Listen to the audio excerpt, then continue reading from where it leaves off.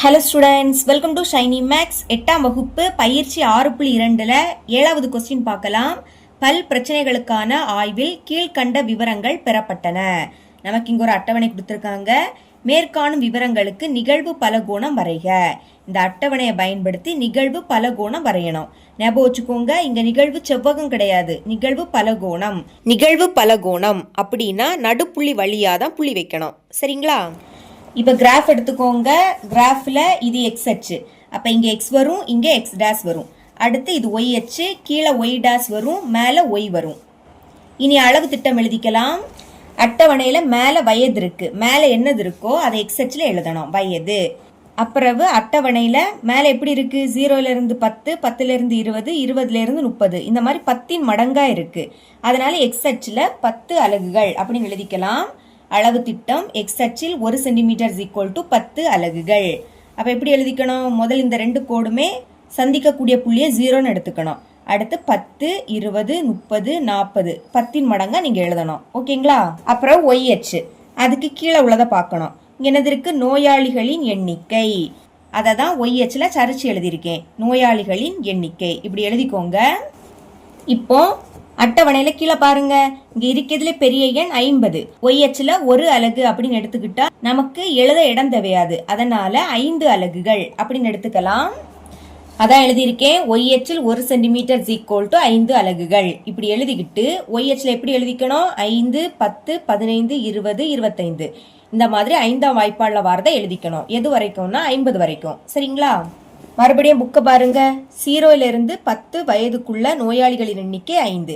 கீழே இருக்கக்கூடியது எப்பவுமே ஒய் அச்சில் தான் பார்க்கணும். அப்போ இந்த 5 ஒய் அச்சில் பாருங்க. இது ஒய் அச்சு, இங்க 5 இங்க இருக்கு. சரிங்களா? 0லேருந்து 10ல் நோயாளிகளின் எண்ணிக்கை 5.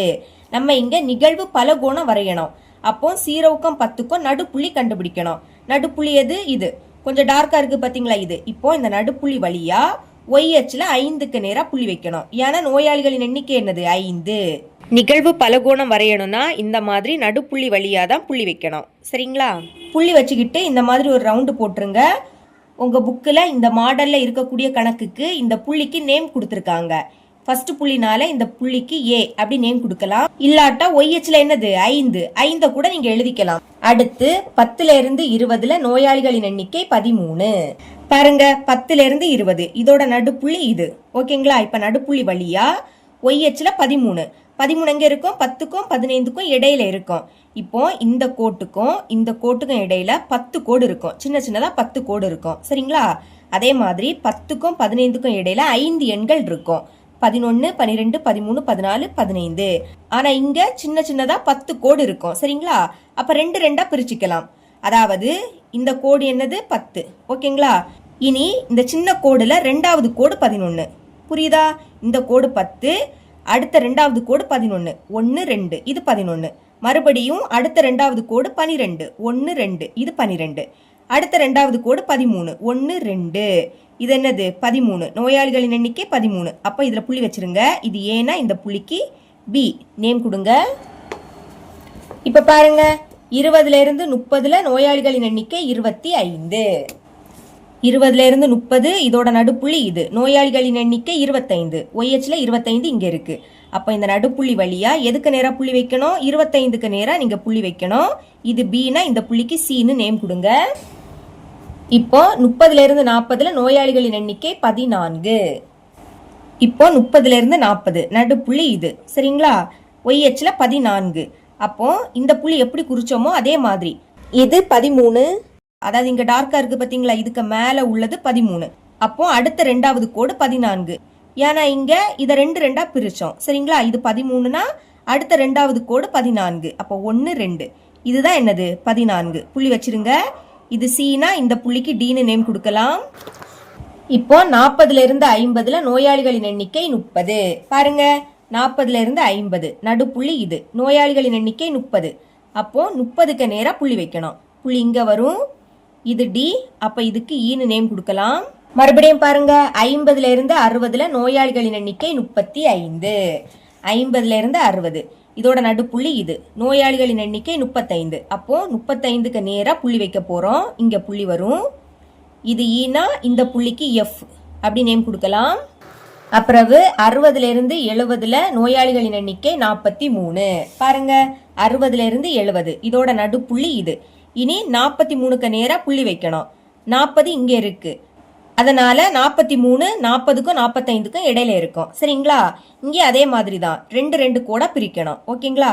இந்த கோடு 40.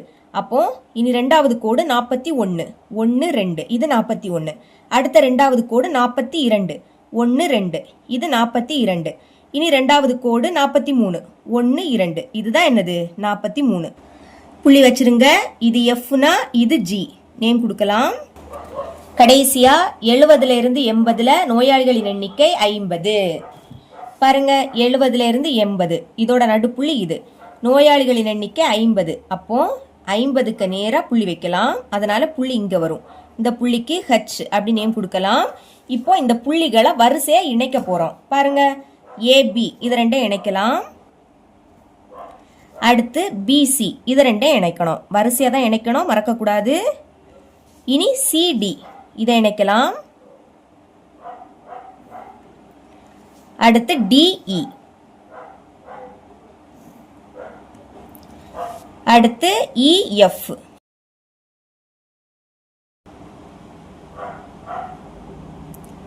இனி எஃப்ஜி, கடைசியா ஜிஹெச்.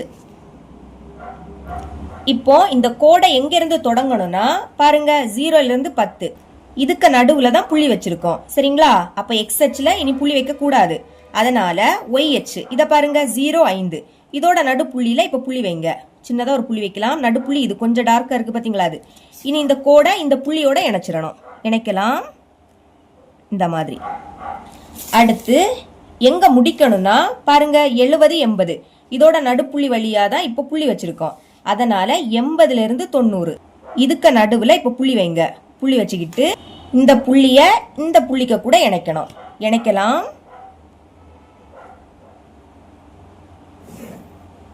கொஸ்டின்ல சொன்ன மாதிரி நிகழ்வு பலகோணம் வரைஞ்சிட்டோம். இவ்வளவுதான் இந்த சம்.